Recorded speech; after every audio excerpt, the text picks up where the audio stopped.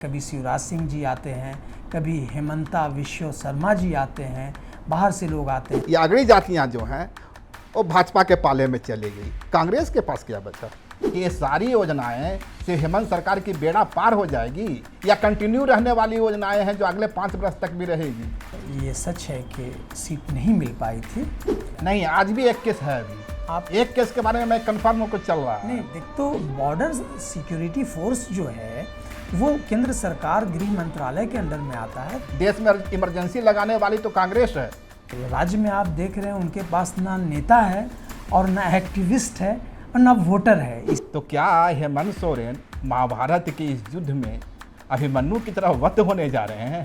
बहुत लंबी लकीर खींच दी गई है। राष्ट्रपति को भी ये लोग बुलाते हैं, बुलाते रहे हैं, बुलाएंगे। कल तो आप हेमंत सोरेन ने उन्हें सियासी गिद्ध भी कह दिया। अभी भारतीय जनता पार्टी को अब मान लेना चाहिए कि वो 15 साल तक विपक्ष में रहेगा। नमस्कार, जोहार, मैं हूं देवेंद्र कुमार। आप देखना शुरू कर चुके हैं समृद्ध झारखंड। आज मेरे साथ हैं झारखंड कांग्रेस का एक उदयमान चेहरा जो हुसैनाबाद की गलियों से निकलता है, देश का नामचीन यूनिवर्सिटी जेएनयू पहुंचता है और काफ़ी जी तोड़ मेहनत के बाद डॉक्टरेट की उपाधि लेता है और एक बार फिर से गांव की पगडंडियों की ओर सफ़र करते हैं, गांव के हालात को समझने की कोशिश करते हैं, उस बदलाव की आहट को समझने की कोशिश करते हैं और करीबन 5-6 वर्षों गांव में बिताने के बाद एक बार फिर से राजधानी रांची की ओर आते हैं। आज मैं बात कर रहा हूं डॉक्टर एम तौसीफ की। कांग्रेस प्रवक्ता डॉक्टर एम तौसीफ, आज इनसे हम जानने की कोशिश करेंगे झारखंड के जो सियासी हालात हैं और उस सियासी हालात में जो चुनौतियां पेश हो रही है हेमंत सरकार के समझ या महागठबंधन की समझ, इसको समझने की कोशिश करेंगे। डॉक्टर तौसीफ जी, आपका बहुत धन्यवाद, आपने मुझे समय दिया इसके लिए। डॉक्टर तौसीफ जी, हेमंत सोरेन की जो कहानी है या सत्ता की जो कहानी है चुनौतियों की, इससे जानने के पहले हम जानना चाहेंगे कि पगडंडियों से पहुंचते हुए आप जेएनयू कैसे पहुंच गए? यह कहानी क्या है? देखिए, एक शौक़ था, इसमें कोई शक नहीं है कि मैं गांव का रहने वाला हूं और गांव के स्कूल में हम लोग पढ़े। वही सरकारी स्कूल में? वहीं गांव में जो स्कूल होती है और ट्यूशन के लिए भरे बरसात में गांव से शहर की तरफ हम लोग जाते थे ट्यूशन पढ़ने के लिए। कई बार जो गांव से लोग जाते थे मार्केट करने के लिए उस बरसात में, और बरसात में जब बारिश होती है तो कई जो ज़रूरत नहीं है वो भी नदी का रुख ले लेती है, तो उस नदियों को पार करते हुए बहुत मुश्किल से हम लोग जाते थे ट्यूशन पढ़ने के लिए और फिर घर वापस जाते थे। तो ये चीज़ आज भी वो हम उस गांव का जो खुशबू है वो हमारे साथ है। आज भी हम लोग वहीं रहते हैं, उसी गांव में रहते हैं और बहुत अच्छा लगता है। ये सियासत का जो नशा है ये जेएनयू में चढ़ा, ये आपके खून में पहले से ही बह रहा था। कहा जाता है कि जेएनयू में सिर्फ डॉक्टरेट की उपाधि नहीं मिलती, आईएएस आईपीएस ही नहीं बनते, वहाँ राजनेता भी बनाए जाते हैं। नहीं, देखिए, जेएनयू एक ऐसा ऑर्गेनाइजेशन इंस्टीट्यूशन है कि वहाँ पे वो हर बच्चा जो इच्छुक होता है, जिसके अंदर ख्वाहिश होती है, वो वहाँ के कंपटीशन को compete करके एडमिशन ले सकता है। और वो मध्यम वर्ग का हो, गरीब घर का हो, अमीर घर का हो, उससे कोई मतलब नहीं है। जेएनयू को सिर्फ मतलब ये है कि जो उसका इंट्रेंस एग्ज़ाम होता है उसको क्वालिफाई करिए और एडमिशन। नहीं, इस बात में कितनी सच्चाई है कि जेएनयू में सिर्फ पॉलिटिक्स होती है, जो पिछले एक दशक कहें ये जो नैरेटिव देश में फैलाई जा रही है, जेएनयू का एक स्टूडेंट होने के कारण इस नैरेटिव को किस रूप में लेते हैं आप? नहीं, जेएनयू में पहले तो जिस मकसद से आप जाते हैं वो मकसद को पूरा करना पड़ता है, यानी आप एजुकेशन, आप वहाँ गए हैं पढ़ने के लिए तो आपको पढ़ना ही पड़ेगा। मैं समझता हूँ कि कई यूनिवर्सिटीज़ में मैं भी रहा हूँ, तो जो वहाँ का जो सिलेबस है उस सिलेबस को अगर आप सही से फॉलो नहीं करते हैं तो आप जान लें कि 6 महीने के अंदर जेएनयू से बाहर आप आ जाएंगे। दूसरी यूनिवर्सिटी में शायद साल भर रहना पड़ता है, लेकिन जेएनयू में 6 महीने के बाद ही वापस आ जाएंगे। कहना इतना आसान नहीं है, जेएनयू में काफ़ी टफ माहौल है तो हाँ, एजुकेशन का। एजुकेशन जिस मकसद से आप गए हैं वो मकसद उसका पूरा होना चाहिए। आप पढ़ने के लिए गए हैं, आप पढ़िए, पढ़ने के बाद आप क्या कर रहे हैं उससे उसको कोई लेना देना नहीं है, लेकिन डिसिप्लिन में रह कर। वहाँ जो लोग जिस तरह से बताते हैं वहाँ इतना डिसिप्लिन है कि बहुत कम देखने को किसी यूनिवर्सिटी में मिलेगा। वहाँ बहुत ही सेफ लोग हैं, बहुत अच्छे से लोग रहते हैं, जंगल है, झाड़ है, उसके बाद भी इतना सेफ है कि आप इमेजिन नहीं कर सकते हैं। और वहाँ का माहौल है, जितने बड़े से बड़े बदमाश बच्चे वहाँ पे जाते हैं, वहाँ के माहौल को देख करके वो उसी में ढल जाते हैं, रच जाते हैं, बस जाते हैं। तो वहाँ पे जाने पे ये सिर्फ किसी एक स्टूडेंट का उसमें कंट्रीब्यूशन नहीं है, उसमें सभी का उसमें कंट्रीब्यूशन है, तब जा कर के जेएनयू का इतना अच्छा माहौल है। और वहाँ पे जिस तरह से जो पॉलिटिकल पार्टीज़ के स्टूडेंट विंग हैं वहाँ पे हैं, लेफ़्ट भी है, राइट भी है, सेंटर भी है। तो हम लोगों ने पहले से ही गांधी जी, नेहरू जी, मौलाना आज़ाद साहब, इनकी जो किताबें होती थी, इनके जो लेख होते थे, इनके जो विचार होते थे, इन विचारों को हम लोग पढ़ते थे तो उससे बहुत इंस्पायर्ड थे। तो वहाँ जाने के बाद कई स्टूडेंट ऑर्गेनाइजेशन था, लेकिन चूँकि विचार हमारा कांग्रेस का था, चूँकि कांग्रेस के जो स्वतंत्रता सेनानी थे उनको मैंने पढ़ा था, तो पढ़ने के बाद जाहिर है कि लीडर्स के जब आप सोच को पढ़ेंगे, थॉट्स को पढ़ेंगे, उनके विचार को पढ़ेंगे तो फिर उनके आप हो जाएंगे। तो फिर हम लोग NSY, national student union of India, जो कांग्रेस का स्टूडेंट विंग है, उसको मैंने ज्वाइन किया। पहले से ही हम लोग ज्वाइन थे, वहाँ पे फॉर्मली ज्वाइन किया और फिर वहाँ और जो एक प्लेटफॉर्म पे जा कर के एक्टिविस्ट के तौर पे काम करना शुरू किया और बहुत हम लोगों ने काम किया। उस दरमियान हम लोग की वहाँ पे जो ऑर्गेनाइजेशन थी NSUI, वो कई स्कूल में जो जैसे यहाँ पे डिपार्टमेंट बोलते हैं तो वहाँ पे सेंटर बोलते हैं, और स्कूल वहाँ पे है, तो कई स्कूल के जो काउंसलर होते थे वो भी जिताए हम लोगों ने और बहुत अच्छा रहा वहाँ पे। और फिर बाहर कैंपस से बाहर निकल के दूसरे यूनिवर्सिटीज़ में, जामिया मिलिया इस्लामिया में मुझे इंचार्ज बनाया गया था NSUI का। तो 2004-05 की ये बात है, 4 की बात है। तो वहाँ पे बैन था, स्टूडेंट पॉलिटिक्स बिल्कुल बैन था, लेकिन वहाँ पे जा कर के जितने भी लाइक माइंडेड स्टूडेंट थे, जो जानने वाले हम लोग के थे, तो उसको मिला कर लाया, पहले मेंबरशिप दिया, उसके बाद फिर वहाँ पे यूनिट भी बनाया। उसके बाद एक प्रोग्राम राहुल गांधी जी का वहाँ पे हुआ था अंसारी ऑडिटोरियम में। तो ये है, और वहीं से आपकी जर्नी शुरू हो गई। खैर, अब आते हैं झारखंड की सियासत पर।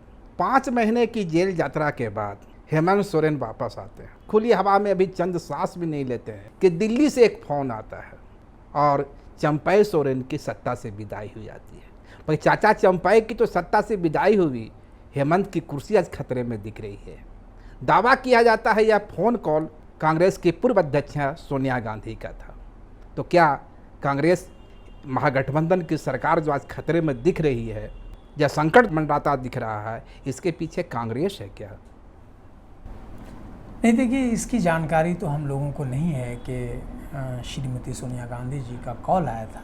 ये मीडिया के माध्यम से या लोगों के माध्यम से ये पता चलता है, लेकिन हम लोगों के पास ये जानकारी नहीं है, ना ही मेरे बड़े जो लीडर हैं, जो नेतृत्व है, उसको इसकी जानकारी है।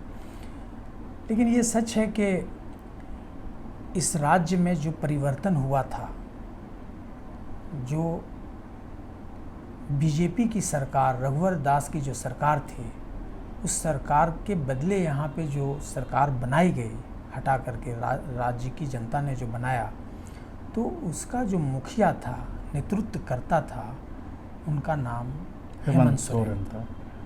हेमंत सोरेन जी के नेतृत्व में ही चुनाव लड़ा गया था। हाँ, उनके चेहरे पे चुनाव लड़ा गया था। हम अलायंस पार्टनर हैं और हम सभी ने, जितने भी अलायंस पार्टनर हैं, सभी ने मिलकर मेहनत किया, ताबड़तोड़ मेहनत किया, दिल से मेहनत किया, और राज्य की जनता ने हम लोगों को मौका दिया, हम लोगों ने सरकार बनाया। तो सरकार बनी, जो मुखिया होता है, जिसका नेतृत्व होता है, उनके चेहरे पे बनी थी। तो सरकार जब उनके चेहरे पे बनी तो सरकार में मुखिया भी वही होंगे। अब चूँकि वो इतना पॉपुलर हो गए थे, इतना काम करने लगे थे, इसके बावजूद कि सरकार बनने के थोड़े दिन के बाद ही इतनी बड़ी चुनौतियां आई देश में, क्या दुनिया में चुनौतियां थी, हमारे यहाँ भी चुनौतियां थी। और जब आए तो यहाँ पे जो खजाना था, सरकारी खजाना था, वो भी खाली था, कुछ भी नहीं था।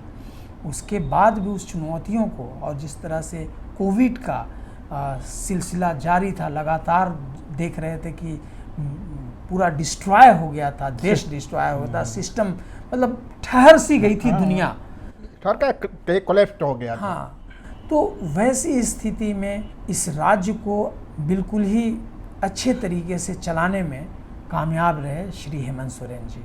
और फिर रफ्ता रफ्ता जिस तरह से आगे बढ़ते गए, राज्य का विकास होता गया, हर वर्ग का विकास होता गया, बहुत पॉपुलर ये सरकार होती चली गई। तो फिर इन लोगों को, भारतीय जनता पार्टी के लोगों को पचा नहीं कि कोविड में भी ये लोग अच्छा काम कर रहे हैं। जब जहाँ पे भारतीय जनता पार्टी की मुख्यमंत्री और सरकार उनकी थी, वहाँ का रेशियो देख लीजिए कि कोविड में किस तरह से उन्होंने काम किया, चाहे उत्तर प्रदेश हो, उस वक़्त मध्य प्रदेश में अभी भी हैं, मध्य प्रदेश हो तो, और झारखंड को आप देख लीजिए, झारखंड में बहुत अच्छे तरीके से ज़रूरतमंद जो लोग थे, जिन्हें दवा की ज़रूरत होती थी तो दवा भी पहुंच जाती थी, जिन्हें खाने की ज़रूरत होती थी खाना भी। कहने का मतलब है कि आपका मानना है कि चूंकि चेहरा हेमंत सोरेन थे, इसलिए जेल जाते से वापसी के बाद नेचुरली उनको सत्ता मिलना ही था, है ना। एक सवाल ये है कि चंपई, चाहे कारण जो भी रहा हो, चंपई के सोरेन के सीने में जो भी दर्द रहा हो, बगावत तो एक सच है, इसका इम्पैक्ट क्या होगा झारखंड में? ये देखिए, इसका कुछ भी इम्पैक्ट नहीं होगा। ये लोकतंत्र है और लोकतंत्र में हर वो लोग को अख्तियार है, अधिकार है कि वो जहाँ जाना चाहें जा सकते हैं, जिसके साथ मिलना चाहें मिल सकते हैं। इलेक्ट्रल जो पॉलिटिक्स है महागठबंधन की, इस पर क्या असर होगा इसका? नहीं, बिल्कुल भी कुछ भी असर नहीं होगा। महागठबंधन के जो लोग हैं वो सब एक हैं। अब कोई उसमें से निकल करके जाना चाहता है तो जा सकता है, उसे कौन रोक सकता है। और अच्छा, कोल्हान में जो सीटें हैं उसमें एक सीट आपके पास है, जगन्नाथपुर की। कहा जाता है कि पिछला बार जो चुनाव 2019 में सोनाराम सिंकू की हुई थी, जीत जो हुई थी, उसके पीछे मधु कोड़ा का हाथ था। इस बार मधु कोड़ा भाजपा के साथ है, तो सोनाराम सिंकू को विधानसभा तक पहुंचाने के लिए कांग्रेस के पास ABCD कोई भी प्लान है क्या? नहीं, देखिए, वो जब समय आएगा ना तो वो सारी चीज़ें नज़र आने लगेंगी। और हमारा ऐसा नहीं कि हम बैठे हुए हैं, मेरा जो संगठन है वो हर वक्त एक्टिव रहता है। संगठन के लोग जो हैं वो एक्टिव रहते हैं, सभी के दुख दर्द में, खुशी में, गम में हमेशा शामिल रहते हैं। तो ऐसी स्थिति में मेरा ऑर्गेनाइजेशन है, ऑर्गेनाइजेशन चुनाव लड़ाता है। और आज भी आपने देखा होगा कि जो अभी नवनियुक्त अध्यक्ष बने हैं श्री केशव महतो कमलेश जी, वो लगातार दौरे पे हैं, लगातार ज़िले में विज़िट कर रहे हैं। तो हमारा ऑर्गेनाइजेशन है और बहुत मजबूत ऑर्गेनाइजेशन है। उस हमारे ऑर्गेनाइजेशन के मुकाबले, संगठन के मुकाबले किसी दूसरे लोग स्टैंड नहीं करते हैं। हाँ, ठीक है आपका दावा, पर एक बात है ना कि लोकसभा चुनाव आपने राजेश ठाकुर के चेहरे के पर लड़ा, गैर आदिवासी बहुल जितनी सीटें थी उससे आपका सफाया हो गया। इसके बाद कमलेश महतो को दाव पे लगाए। ये कमलेश के साथ महतो होना ही इस चेंज का कारण था क्या? नहीं, ऐसा नहीं है। देखिए, जब ये श्री राजेश ठाकुर जी का जो टेन्योर रहा है बहुत अच्छा रहा। नहीं, फिर भी तो आप गैर आदिवासी सीटों सारी सीटें हार गए। नहीं, कैसे? मैं तो जीता ना। कहाँ? क्यों? गैर आदिवासी सीटों की बात कर रहा हूँ, गैर आदिवासी बहुल सीटों की बात कर रहा हूँ। नहीं, देखिए, सीटें जीता। हाँ, निश्चित रूप से। लोहरदगा जीते, हाँ, खूंटी जीते, 3 JMM ने जीता। जी जी। तो जहाँ पे हम जीते हैं उसकी बात आप क्यों नहीं करते? उसकी भी बात कर लीजिए। JMM आपसे कम सीटों पर लड़ करके 3 हासिल करता है, आप शायद 8 या 9 सीट लड़े थे, उसके बाद 2 पर लटकते हैं, तो सवाल तो उठेगा ना। नहीं, देखिए, JMM हमारा अलायंस पार्टनर है, तो JMM के जीत में हमारी भी जीत है और हमारा भी योगदान है। और हम जो जीते हैं उसमें उनका भी योगदान है। तो ऐसा नहीं, ये गठबंधन की जीत है, ये गठबंधन की जीत है। और जहाँ पे हम हारे हैं निश्चित तौर पे उन सीटों का समीक्षा हमारे ऑर्गेनाइजेशन में हुआ है कि क्यों हम हारे, तो वो प्रक्रिया चल रही है। वो चीज़ें हैं। तो जहाँ पे हम हारे हैं उसको ज़रूर हम सुधारने की कोशिश करेंगे। अच्छा, एक बात, महागठबंधन में सब कुछ ठीक ठाक है ना? कितनी सीटों पर कांग्रेस चुनाव लड़ने जा रही है इस बार? नहीं, देखिए, गठबंधन तो है ही है। अब गठबंधन में सभी जितने भी दल हैं उनको एडजस्ट करके चलना है। तो इसमें कहीं पे कोई कंफ्यूजन नहीं होना चाहिए कि कोई परेशानी है। नहीं, मैं कह रहा हूँ कि सीटों की हिस्सेदारी के सवाल पर कोई दिक्कत होगी क्या? इधर देखा जा रहा है कि माले और मार्शस का भी विलय हुआ है, वो भी इंडिया गठबंधन का हिस्सा बनने जा रहे हैं या बन चुके हैं, तो उनके लिए भी सीटें चाहिए। आप चाहिएगा कि पहली की सभी सीटें मेरे पास रहे, जेएमएम भी यही चाहेगी, तो फिर मार्शस और माले के लिए ये स्पेस कहाँ से बनेगा? देखिए, इसका कोई मैकेनिज्म तो तैयार करना ही होगा और तैयार होगा, और हम सब मिल करके चुनाव लड़ेंगे और निश्चित तौर पे जीत हमारी होगी, फिर से हमारी सरकार बनेगी। इसमें बहुत ज़्यादा न हम परेशान हैं न दूसरों को परेशान होना चाहिए। हम लोगों को देख करके हम लोग सब बहुत ही तरीके से सुलझे हुए माहौल में सारी चीज़ों को, जो भी चीज़ें हैं, उलझी कोई भी चीज़ नहीं है तो सुलझाएंगे क्या? जब उलझता है तब सुलझाना है ना। अच्छा, ठीक है, लोकसभा चुनाव की बात कर लेते हैं। लोकसभा चुनाव में एक भी अल्पसंख्यक चेहरे को कांग्रेस ने टिकट नहीं दी, गोड्डा भी नहीं दिया, धनबाद भी नहीं दिया। और दूसरी तरफ राहुल गांधी बात करते हैं जिसकी जितनी हिस्सेदारी उसकी भागीदारी, फिर नारा खरा कहाँ उतरता है? आखिर इस नारे में अल्पसंख्यक समाज कहाँ खड़ा है? विधानसभा में ज़रूर मिलेगा लोगों को, अल्पसंख्यक मुस्लिम अल्पसंख्यकों को। ये सच है कि सीट नहीं मिल पाई थी, लेकिन विधानसभा में मैं जहाँ तक समझ रहा हूँ कि जो जितनी आबादी है, आबादी के हिसाब से, और जो लीडरशिप जहाँ जिस विधानसभा में मुस्लिम लीडरशिप है उस पे चर्चाएं चल रही हैं, विचार भी हो रहा है, और मैं समझता हूँ कि विधानसभा में अच्छा जो सीट होगा, बेहतर सीटें होंगी। नहीं, उनकी आबादी के अनुसार उनको सीटें मिलेंगी कि नहीं? बिल्कुल। कम से कम 17 से 18% मुस्लिमों की आबादी है झारखंड में, तो इस अनुपात में सीट भी मिलनी चाहिए। निश्चित तौर पे जो नेतृत्व है इस पे विचार कर रहा है, और मुसलमानों को, जो मुस्लिम अल्पसंख्यक हैं, उन्हें ज़रूर सीट मिलेगी। और जो भी सीट पे पहले से लड़ते हुए आए हैं, और जो सीटें हैं जहाँ पे आबादी है, जहाँ पे लीडर है, तो उन सब चीज़ों पे विचार हो रहा है। मैं समझता हूँ कि इस बार अच्छा खासा प्रेजेंटेशन होगा, वो कसर दूर कर दी जाएगी। एक बात आती है, कांग्रेस का जो कोर वोट बैंक था वो दलित था, मुस्लिम था और ब्राह्मण थे। आज से 2 दशक पहले चल जाइए, आज दलित जो है वो क्षेत्रीय पार्टियों का रुख कर लिया, मुस्लिमों की भी करीबन यही हालत है, और ब्राह्मण जो हैं या अगड़ी जातियाँ जो हैं वो भाजपा के पाले में चली गई। कांग्रेस के पास क्या बचा? कांग्रेस के पास जो है वो आप देख रहे हैं, श्री राहुल गांधी जी ने जी तोड़ मेहनत किया, और जिस तरह से लोकसभा में ये लोग दावे कर रहे थे कि 400 पार हम लाएंगे सीट और संविधान को बदल देंगे, तो संविधान को ये बदलने की जो साजिश थी भारतीय जनता पार्टी की, उसको राहुल गांधी जी ने नाकामयाब कर दिया। पर भाजपा को तो कहना है कि ये भ्रम फैलाया गया, संविधान मैं क्यों बदलूंगा, मैं तो संविधान का पालन कर रहा हूं, देश में इमरजेंसी लगाने वाली तो कांग्रेस है। भाजपा संविधान का अगर पालन करती तो आरएसएस के मुख्यालय पे 52 साल तक राष्ट्रीय ध्वज जो है, झंडा है, वो लोग नहीं फहराया। तो संविधान का पालन उन्होंने कहाँ किया? संविधान को तो वो मानते ही नहीं। आरएसएस गलती करेगी, कसूरवार भाजपा को ठहराइएगा? भाजपा एक पॉलिटिकल पार्टी है, आरएसएस एक सांस्कृतिक संगठन है, ऐसा वो दावा करते हैं। नहीं, वो उनके जो महामंत्री होते हैं वो आरएसएस के होते हैं, ऑर्गेनाइजेशन में जो महामंत्री होते हैं वो आरएसएस के होते हैं, वही मॉनिटरिंग करते हैं संगठन को। तो भाजपा और आरएसएस अलग नहीं है।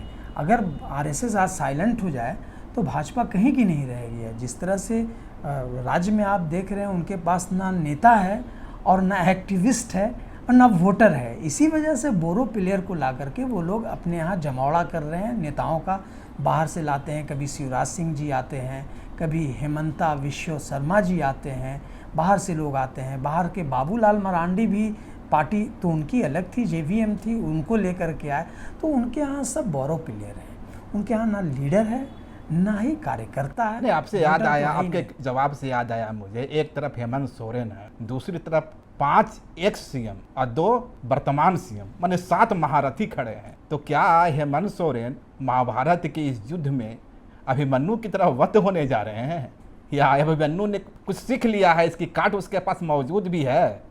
देखिए, इतना काम हुआ है इस गवर्नमेंट में ना कि ये लोग मुकाबला ही नहीं कर सकते हैं। बहुत लंबी लकीर खींच दी गई है, बहुत लंबी लकीर खींच दी गई है।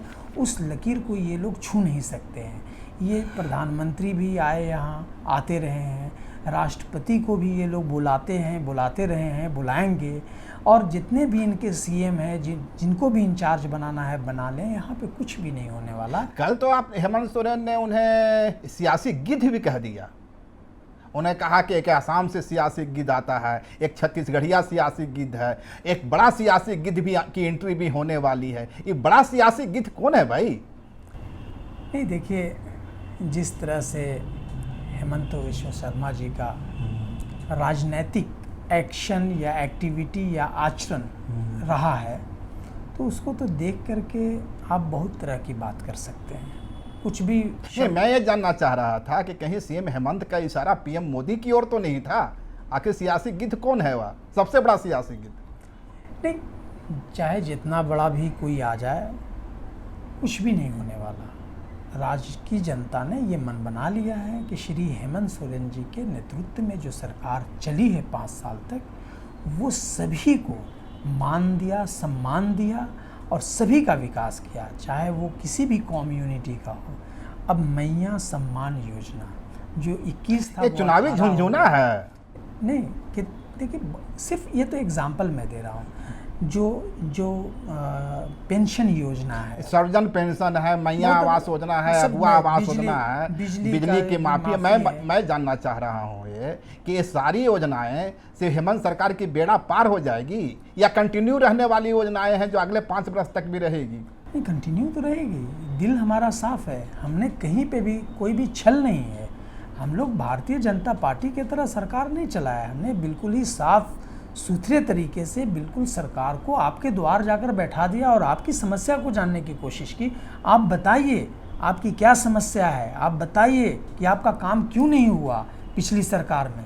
तो ये जो समस्याएं, उन समस्याओं को देख करके बहुत सी चीज़ों को और इम्प्लीमेंट किया गया। तो ये जो जितनी भी योजनाएं हैं, वो योजना ये ना समझे आपकी सिर्फ अभी के लिए, ये लगातार काम करते हैं। हाँ, भले ही कोई दूसरी अगर मान लीजिए कि किसी तरह की कोई बात आती है, लेकिन हम लोगों के तरफ कहीं पे भी ज़रा भी ये संकोच नहीं है। ये सरकार ने मन साफ करके, दिल साफ करके ये सारी योजनाओं को लागू किया है और इस योजना का फ़ायदा लगातार झारखंड की जनता को मिलता रहेगा। देखिए, बहुत पहले मैंने ये बात कहा था, जब सरकार बनी थी हमारी, तो हमने कहा था कि भारतीय जनता पार्टी को अब मान लेना चाहिए कि वो 15 साल तक विपक्ष में रहेगा। और 15 साल तक विपक्ष में। और आप देख लीजिएगा, अभी 5 साल हुआ, 10 साल तक यहाँ पे भारतीय जनता पार्टी की आपका कहना है कि भारतीय जनता पार्टी अगला 15 साल तक विपक्ष में रहेगी? 10 साल तो और 5 साल तो ये पूरा हो गया, हाँ, 15 साल और 10 साल और विपक्ष में रहेगा। फिर उसके बाद इनकी पार्टी का वजूद भी रहेगा कि नहीं, मैं नहीं कह सकता।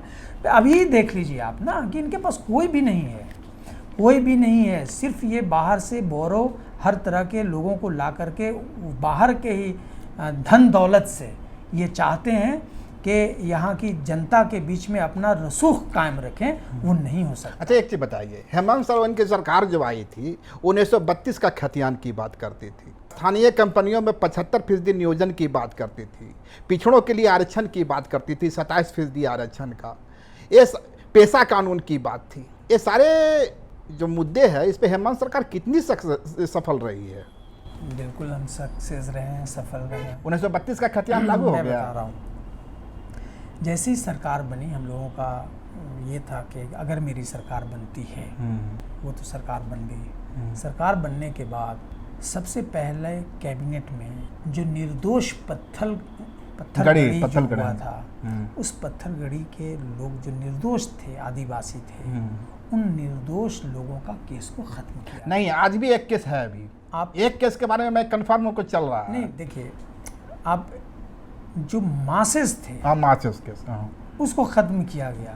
ख़त्म किया गया कि निर्दोषों को नहीं फंसाना है। तो भारतीय जनता पार्टी की मंशा ये रही है कि झारखंड के आदिवासियों को किस तरह से प्रताड़ित किया जाए।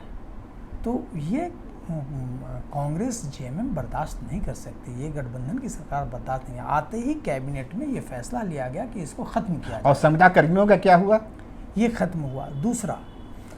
दूसरा जो सरना धर्म कोड था, सरना धर्म कोड के लिए विधानसभा में सर्वसहमति से हम लोगों ने पास करके उसको भेजा, लेकिन आज तक वो केंद्र सरकार के पल्ले पड़ा हुआ है और केंद्र सरकार ने उस पर ज़रा सा चूं भी नहीं किया।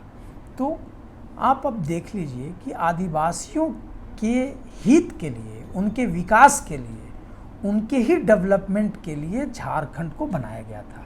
बिहार में था, और जब देखते थे लोग सर्वे करते आते थे, सर्वेयर आते थे, बाहर का डेलीगेट आता था, तो वो कहता था कि यहाँ के जो आदिवासी हैं, मूलवासी हैं, उनका विकास नहीं हुआ। बिहार के लोगों का विकास होता था लेकिन उनका विकास नहीं होता। ये एक आंदोलन था कि झारखंड राज्य अलग करो। तो झारखंड राज्य इसलिए बना था कि झारखंड के जो आदिवासी और मूलवासी हैं उनका विकास हो, हर तरीके से विकास हो। तो उनके विकास को करने के लिए ये बना था, लेकिन भारतीय जनता पार्टी ने उनका विकास नहीं करके उनका विनाश किया। हम लोगों ने जो सरना धर्म कोड था और आदिवासियों से संबंधित जो भी चीज़ें थी उनको बड़े सीरियसली पेशा कानून अब तक लागू क्यों नहीं हुआ? नहीं, देखिए, हमें वही उसी पे मैं आ रहा हूँ कि जब सरना धर्म कोड को पास करके भेजा गया, आपने ओबीसी की भी बात कही थी, उसको भी भेजा गया, तो राजभवन से कई बार फाइल वापस आ गई। तो राजभवन की मंशा क्या है आप समझ लीजिए। राजभवन में कौन है, कौन गाइड कर रहा है राजभवन को? राजभवन सर्वोपरि है। राजभवन और हाल के दिनों में आपके द्वारा हेमंत सरकार में पिछड़ा मंत्रालय बनाने की बात आई है, आज तक याद क्यों नहीं आई थी? नहीं, देखिए, ये तो रूटीन के हिसाब से काम होता है। अभी आया तो आप बोलेंगे कि इलेक्शन आने वाला है, इलेक्शन आ गया, पिछड़ों की याद आ गई। तो पिछड़ों के लिए तो हमने पास भी करके भेजा बिल, आरक्षण लागू करने के लिए 27% आरक्षण लागू करने के लिए भेजा। क्यों नहीं भारतीय जनता पार्टी बड़ा दिल दिखा करके उसको लागू? तो बाबूलाल तो कह रहे हैं कि पिछड़ों के विरोधी सरकार है। नहीं, कैसे पिछड़ों के पीछे? नहीं, एक सच्चाई ये भी है कि जो आरक्षण में कटौती हुई थी पिछड़ों की, ये बाबूलाल के जमाने में ही हुई। नहीं, देखिए, बाबूलाल जी बोल रहे हैं ना, बाबूलाल जी पिछड़े वर्ग के लोग नहीं बोल रहे हैं ना। हाँ। पिछड़े वर्ग के लोग तो उन्होंने तो ये कहा कि ये ऐसी सरकार थी कि सरकार आते ही पिछड़ों को रिजर्वेशन मिलना चाहिए, जो उनका संविधान ने अधिकार दे रखा है वो अधिकार मिलना चाहिए, उसके लिए ये सरकार ने पहल किया। लेकिन भारतीय जनता पार्टी ने बड़ा दिल नहीं दिखाया। राजभवन से बार बार आपने वापस कर दिया पेपर को। आपका कहने का मतलब है कि यदि पिछड़ों को 27% आरक्षण नहीं मिला, सरना धर्म कोड लागू नहीं हुआ, तो इसके जिम्मेवार जो है वो भाजपा है। ऑब्वियस भारतीय जनता पार्टी का ना मन साफ है ना दिल साफ है। उनको चाहिए था कि सरना धर्म कोड को लागू करवा देते कि थोड़ा जो भी चीज़ें हैं वो स्मूथली होती आदिवासियों के लिए। उनको जो अपना जो मान्यता उनका था, जिस चीज़ को मानना चाहते हैं, ज़बरदस्ती किसी के ऊपर आप कुछ थोप नहीं सकते हैं ना। वो चाहते हैं कि हमारा अपना एक धर्म कोड हो। तो वो तो कर रहे हैं ना। ठीक है। वो संथाल में जाकर के वो बांग्लादेशी घुसपैठ का मुद्दा को उठा रहे हैं, पूरा संथाल का डेमोग्राफी बदल गया है, आदिवासियों का अस्तित्व संकट में आ गया। इस मुद्दे पर तो भाजपा काम कर रही है ना। नहीं, तो भारतीय जनता पार्टी को ही जवाब देना चाहिए कि अगर बांग्लादेश के लोग घुसपैठ किए हैं तो 15 सालों तक यहाँ पे जो सरकार बनी 2000 में, जब झारखंड बना 2000 से लगातार 15 सालों तक यहाँ पे सरकार भारतीय जनता पार्टी की थी। उसमें मुख्यमंत्री तो ये भी थे, बाबूलाल मरांडी जी भी थे, अर्जुन मुंडा जी भी थे, रघुवर दास जी भी थे। तो जवाब तो इन्हें देना चाहिए कि आपकी सरकार में अचानक अचानक तो मैंने कुछ- आप कहना चाह रहे हैं कि 24 वर्ष की झारखंड में करीबन 16-17 वर्षों की सत्ता में भाजपा रही है, यदि बांग्लादेशी घुसपैठ हो रहा है तो इसके लिए जिम्मेवार भाजपा ही है। भाजपा है, 10 सालों तक इनकी केंद्र में सरकार है, इसकी जिम्मेदार भाजपा है। केंद्र सरकार के अधीन बीएसएफ होता है, तो बॉर्डर सिक्योरिटी फोर्स जो है वो केंद्र सरकार गृह मंत्रालय के अंडर में आता है। तो अब इनको बताना चाहिए ना कि आखिर कैसे 10 साल अभी आप आवाज़ उठा रहे हैं, 3 महीने पहले से, 2 महीने पहले से, 10 सालों तक आपकी सरकार रही, कैसे वो चले आए? इसका मतलब आप फेलियर हैं, आपका साठगांठ है, आपने अगर है, मैं कंफर्म नहीं हूँ कि घुसपैठ हुआ नहीं, है कि हेमंत नहीं सरकार तो बात रिपोर्ट दे चुकी है कि कोई घुसपैठिया नहीं आया, कोई बांग्लादेशी घुसपैठ नहीं एक हुआ। बात मैं कह रहा हूँ कि हमारी सरकार ने रिपोर्ट जो दिया ठीक है, लेकिन ये जो अपनी ही सरकार को, भारतीय जनता पार्टी केंद्र की सरकार को, जो भारतीय जनता पार्टी की केंद्र की सरकार है, उसको अपने खुद कटघरे में ये खड़ा कर रहे हैं। मैं तो जनता के बीच में जाता हूँ, मैं बोलता हूँ कि भाई मैंने घर पे अपने चौकीदार लगा रखा है, तो मेरे घर की रखवाली जो है चौकीदार करेगा। अगर कोई एक आदमी उसमें एंट्री करता है तो इसकी जिम्मेदारी तो बांग्लादेशी घुसपैठ के लिए यदि जिम्मेवार है तो देश का चौकीदार है।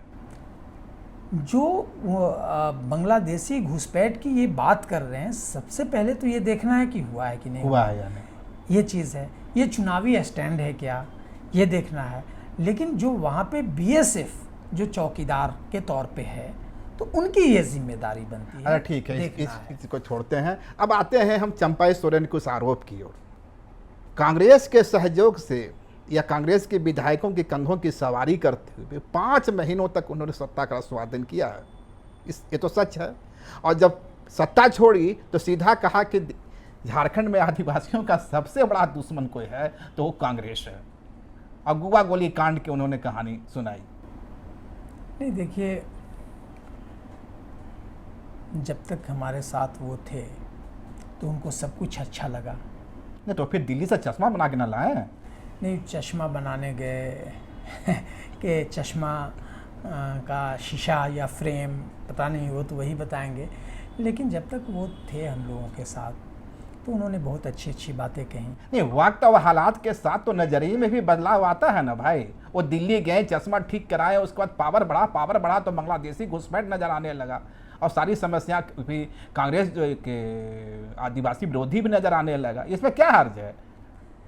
नहीं, देखिए, अब वो मेरे विरोधी हैं तो उनसे आप एक्सपेक्ट क्या कर सकते हैं।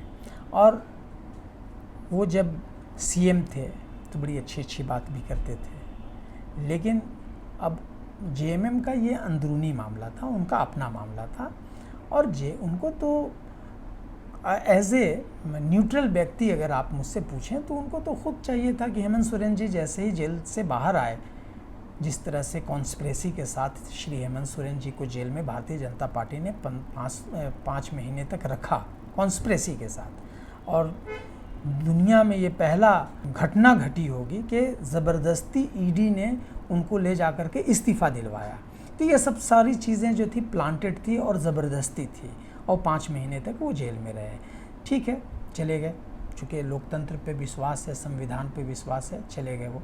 लेकिन जब वापस आए तो ये तो उनको चाहिए था कि आ गए वापस, चूँकि उनके नेतृत्व में चुनाव हुआ था, उनको लोगों ने वोट दिया, 30 सीट उनकी जीत करके आई थी जेएमएम की। जेएमएम जब से बना उसके बाद से सबसे बड़ी जीत थी। हम लोगों की 16 सीट जीत करके आए। तो हेमंत सोरेन ही नेता थे ना दल के, गठबंधन दल के नेता थे, वो अपने दल के भी नेता थे। तो चंपाई सोरेन जी पे अगर उन्होंने विश्वास जताया था कि आप बन जाइए तो उन्हें तो खुद ऑफर कर देना चाहिए था। ये तो बहुत सिंपल से है। लेकिन चूँकि सत्ता में रहने के बाद इतना ज़्यादा सत्ता के वो ये हो गए, उनको सत्ता मतलब प्यारा लगने लगा। तो नहीं तो आप तो फिर देशम गुरु के शीश पे सवाल, देशम गुरु के पाठशाला पे सवाल उठा दिए। उनके देशम गुरु के पाठशाला से निकला हुआ शख्स क्या इतना सत्ता के लिए लालायित भी हो सकता है? वो तो आप देख ही रहे ना, वो तो देख लिया। आपने क्या देखा? पाठशाला में कुछ गड़बड़ थी कि शीश में कुछ कमी थी? नहीं, पाठशाला में गड़बड़ी नहीं आप कह सकते हैं, लेकिन जब इंसान के अंदर जब कुछ ख्वाहिशात जाग जाती है ना, मतलब अंग्रेज़ी का एक वर्ड है जो मैं बोलूँगा तो वो थोड़ा सा ज़्यादा हीट कर जाएगा, इसलिए नहीं बोलूँगा।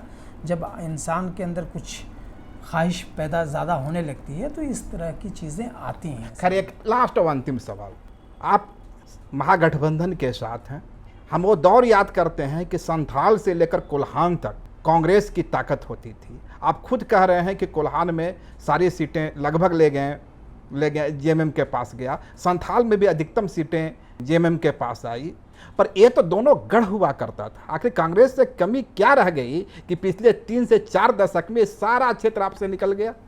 नहीं, गढ़ तो पूरा देश था, पूरे देश में कांग्रेस थी और कांग्रेस पार्टी ने ही इस देश को आज़ादी दिलवाया, संघर्ष किया कांग्रेस के नेताओं ने। तो वो एक दौर होता है, जब 47 का दौर था और फिर 47 के बाद से 52 के बाद से लगातार जब चुनाव होने लगे, आज़ादी के बाद 52 से चुनाव होने लगे, तो पूरे देश में कांग्रेस की सरकार। नहीं, ये भी हो सकता है कि सामाजिक समीकरणों को साधने में कांग्रेस चुकती रही। नहीं, मैं वही आ रहा हूँ आपके पास कि पूरे देश में था। सिर्फ आप संथाल और ये उत्तरी छोटा नागपुर और दक्षिणी छोटा नागपुर की बात नहीं करें, पूरे देश में था और पूरे राज्य में, यहाँ पे भी जब पूरे देश में था तो यहाँ पे भी था। लेकिन एक दौर होता है और उस दौर में बहुत सी चीज़ें ऐसी आती हैं, सरकमस्टांसेस ऐसे आते हैं जो उतार भी होता है और चढ़ाव भी होता है।